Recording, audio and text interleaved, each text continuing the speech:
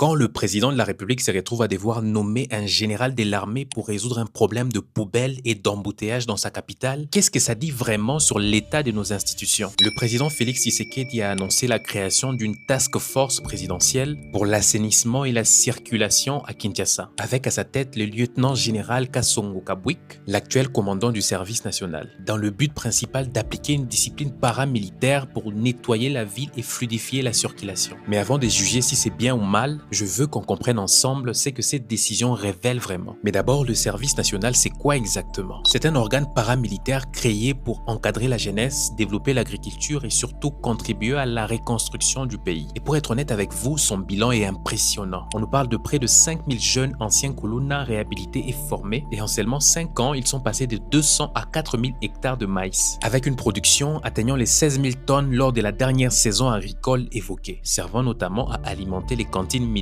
dans notre pays. Un leadership solide avec des résultats visibles. Mais gérer les ordures d'une métropole de près de 20 millions d'habitants, ça c'est une autre mission. Une mission qui, depuis des décennies, appartient à quelqu'un d'autre. Et voilà le vrai sujet. Constitutionnellement, la salubrité à Kinshasa, c'est la compétence exclusive de la province. C'est le travail du gouverneur Daniel Bumba qui est à ses postes depuis août 2024. Et son programme Kinshasa Ezoponga affichait près de 11 milliards de dollars d'ambition. C'était beau, c'était un rêve. Mais voilà aujourd'hui, après 2 ans d'opération, des descentes sur terrain et des promesses, Kinshasa reste tout simplement sale. Alors le président de la République se retrouve à devoir créer une structure qui vient court-circuiter totalement le gouvernorat. Et sur le papier, le gouverneur reste membre de la nouvelle task force. Mais dans les faits, les ordres viennent maintenant du palais de la nation et sont exécutés par des militaires. C'est une rupture institutionnelle silencieuse et révélatrice d'un mal profond. Nos institutions décentralisées ne fonctionnent pas. Pas parce que les hommes sont mauvais, mais parce que les systèmes sont tout simplement défaillants. La discipline militaire peut forcer la propriété pendant quelques mois. Nous avons déjà vu ça. Le Salongo de Mobutu fonctionnait tant que le militaire patrouillait avec de fouets dans la rue. Mais les villes africaines qui ont durablement résolu leur crise sanitaire, elles l'ont fait autrement, via des agences permanentes, financées structurellement, qui existent depuis des décennies. Pas une task force, mais un système. Car oui, la différence est que un système survit à son créateur, mais une task force, elle, non. Alors la question n'est pas de savoir si le général Kasongo va arriver à nettoyer Kinshasa. Oui, il peut. La vraie question, selon moi, est celle de savoir ce qui va changer structurellement quand cette task force sera dissoute. Mais en attendant, voici ce que nous, en tant que citoyens, nous devons absolument surveiller sur ces dossiers. Premièrement, quel sera le budget permanent de cette mission? Toutes les initiatives précédentes pour nettoyer Kinshasa, y compris celles financées par l'Union européenne, ont fini par mourir. Pas par manque de volonté, mais parce qu'un État ne se gère pas avec de l'argent de poche ou des virements occasionnels.